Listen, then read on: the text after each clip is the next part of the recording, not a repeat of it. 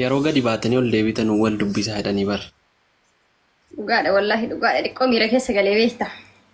Assalaamu alaikum. Nagaa. Waalaikum salaam. Jirtaa? Warahmatullahi wabarakatuh. Salaamata jannata. Taabtaa godhaamee uummata. Akkamati nagayaa? Nagaa wallahi alhamdulillah. Akkamati. Wallaahi nagaa alhamdulillah. Sirraa bareedeera immoo. Sis akkasuma sirraa bareedeera maal argatte? Thank you kiyya thank you.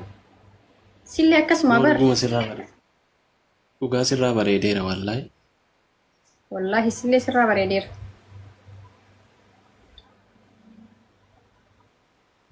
Galatarraa. Kaleessa bichaa xiqqishuu muufadhee baqaas. Iseera anillee Murtuu dhaggeeffataa. Hmm? Sirba Kadir murtuu dhaggeeffataa oolte. Har erga seenee sirbuma isaa dhageeffata. Falmataan birtaa bibi. Maayitti. Erga Falmataa seenee jennaan soddaa gaarii. Falmataa jennaan soddaa gaarii. Dhugaa dubbachuu. Soddaa iyyaafatee nama barbaadu. Soddaa nama baruun qaba bar. Soddaa ajaa'iba. falmatammaan kun kam? Kennaa? Keenya sichi keessa miti keenya malee. Keenya. Keenyumaa siin jedhee barreellee keenyaa siin jedhe. Yaani kan bakka dhaladhee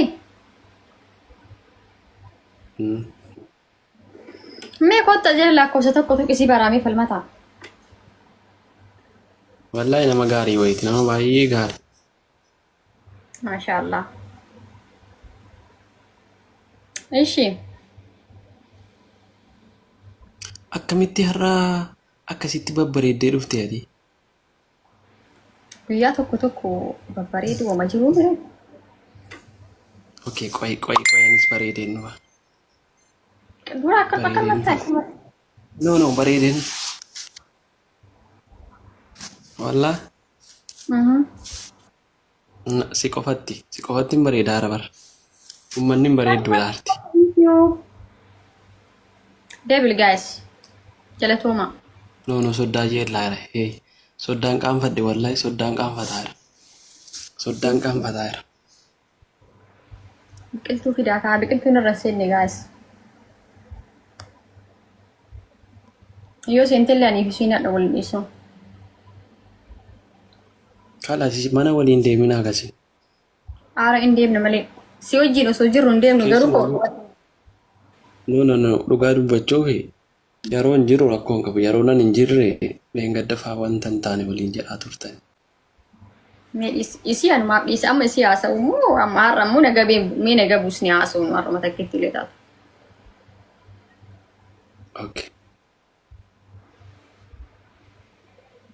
Waa'ee isiin ittiin kaasin bakka wanti si dubbachuuf tollee qaraa harkaan bade.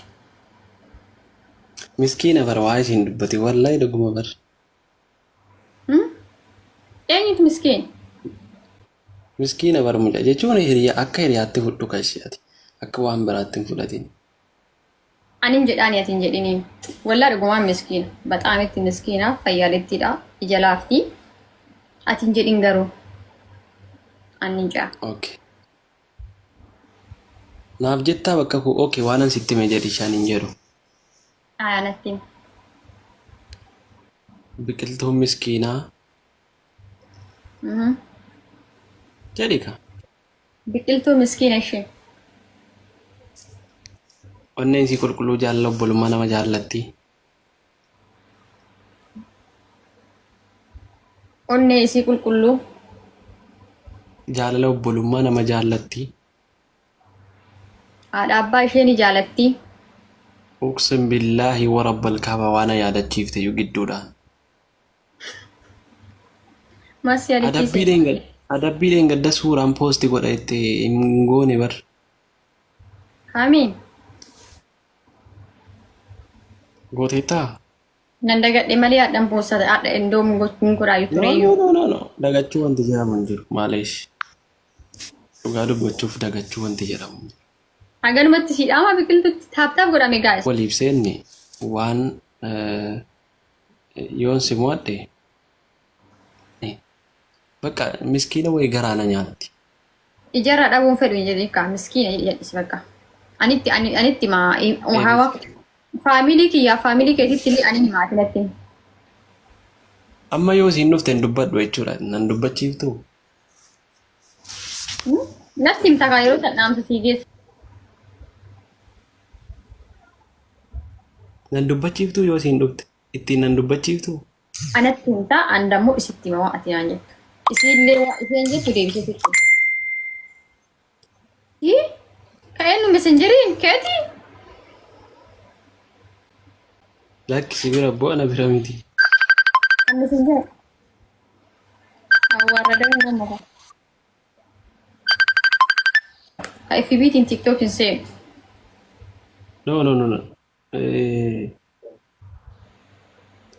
Namuma asirratti na argaa jiru natti dawwale bar na argaa.